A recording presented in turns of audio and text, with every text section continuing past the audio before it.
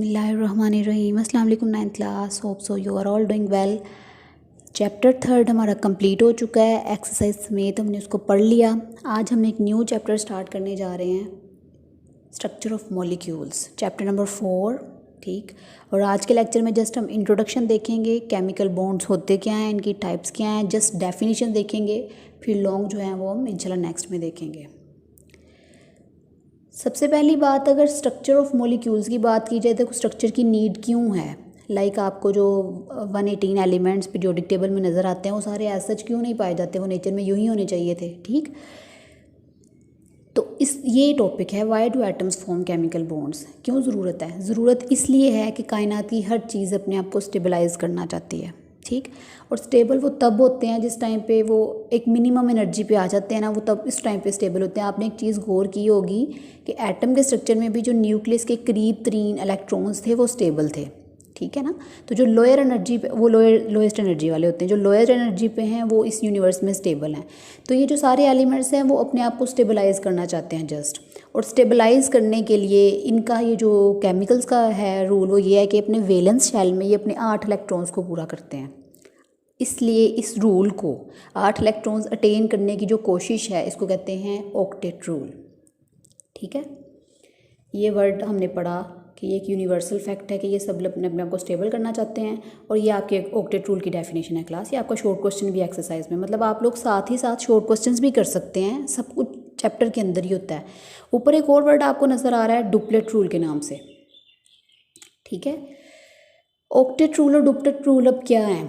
Outer most में 8 electrons को पूरा करना ऑक्टेट रूल कहलाता है, जबकि जो छोटे वो ऐसे एलिमेंट्स जिनके आउटर मोस्ट में सिर्फ 1 या 2 ही इलेक्ट्रॉन्स है, लाइक हाइड्रोजन है, उसके आउटर मोस्ट में सिर्फ 1 इलेक्ट्रॉन है, वो एक लेके भी अपने आप को स्टेबलाइज करता है। ये एक एक्सेप्शनल रूल है, ये सिर्फ हाइड्रोजन और हीलियम पे फॉलो, मतलब हाइड्रोजन और हीलियम इसको फॉलो करते हैं।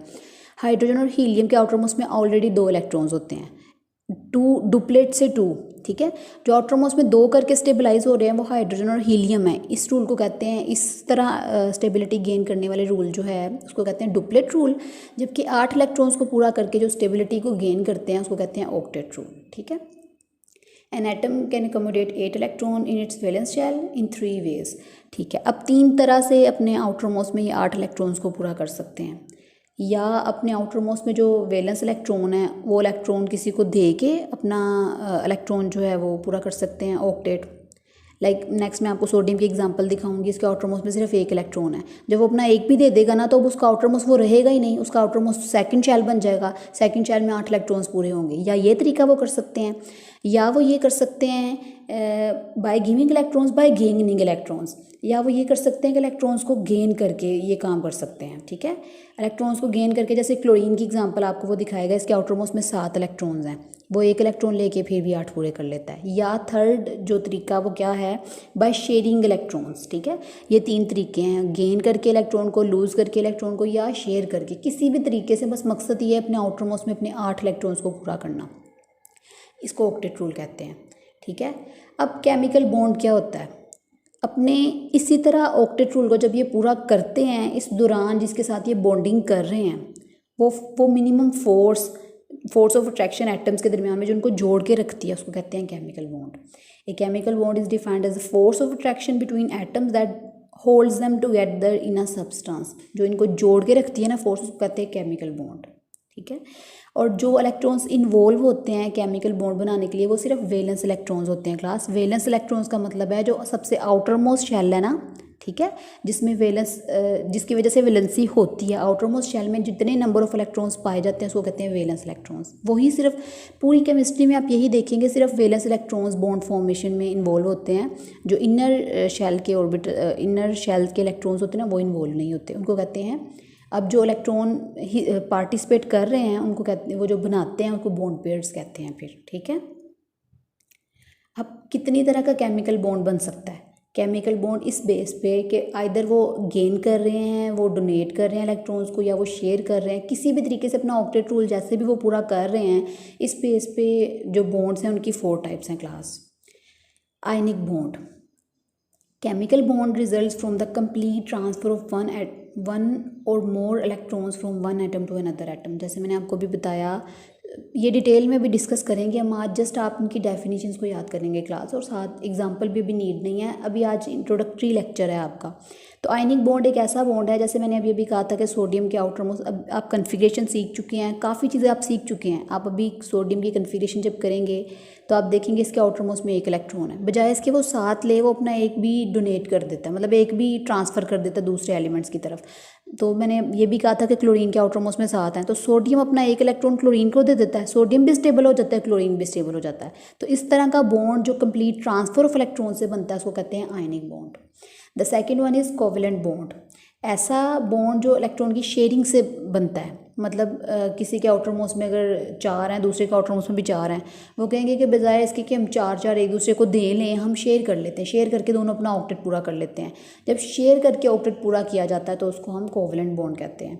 कोऑर्डिनेट कोवेलेंट बॉन्ड, जी कोवेलेंट बॉन्ड में दोनों तरफ से शेयरिंग होती है, जबकि कोऑर्डिनेट कोवेलेंट बॉन्ड में कोई एक जो है सब्सटेंस वो पूरे का पूरा अपना जो लोन पेयर होता है वो शेयर कर देता है, और दोनों इसके लिए, ये बात याद रखिएगा क्लास, जो कोवेलेंट बॉन्ड्स होते हैं ना उनमें को का मतलब होता है साथी की सेंस में, कोवेलेंट के अपने वैलेंस इलेक्ट्रॉन्स को ये मिला रहे हैं, ठीक है ना, उसको कोवेलेंट बॉन्ड कहते हैं। जबकि कोऑर्डिनेशन का क्या मतलब है, ताउन करना।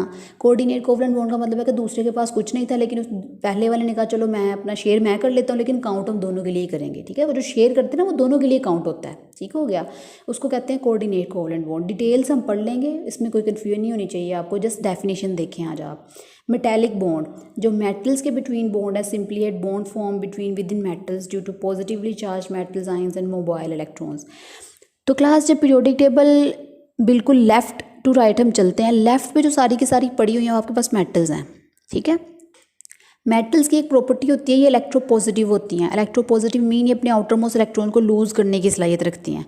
जब इलेक्ट्रॉन को लूज़ करते हैं तो कौन सा आयन बनता है, चैप्टर 1 में हम पढ़ के आ चुके हैं कि इलेक्ट्रॉन लूज़ करने से केटाइंस बनते हैं और इलेक्ट्रॉन गेन करने से एनाइंस मतलब नेगेटिव आयंस बनते हैं। अब जो केटाइन और जो इलेक्ट्रॉन उसने लूज़ किया है वो कहीं भेज नहीं देता, वो अपनी विसिनिटी में ही उसको रखता है।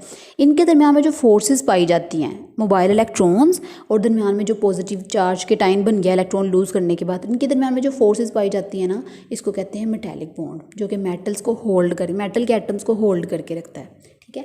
ये 4 टाइप्स हैं केमिकल बॉन्ड्स की। इतना ही आपका सिलेबस होगा, इनकी डिटेल्स अब बस हमने पढ़नी है। आज के टॉपिक में आपने सीखा कि चैप्टर 4 नीड क्यों है, ठीक है, बॉन्डिंग करने की ज़रूरत ही क्यों है स्टेबल होने के लिए। उसके बाद आपने देखा कि ऑक्टेट रूल क्या होता है और ऑक्टेट को पूरा करने के लिए कौन से 3 तरीके होते हैं। उसके बाद हमने देखा केमिकल बॉन्ड क्या होता है, और उसके बाद हमने केमिकल बॉन्ड की 4 टाइप्स की जस्ट डेफिनेशन देखी, ठीक है। अब नेक्स्ट इंशाल्लाह हम इनको डिटेल में पढ़ेंगे, तो इसको आपने अच्छे तरीके से कवर कर लेना है। Thank you so much class.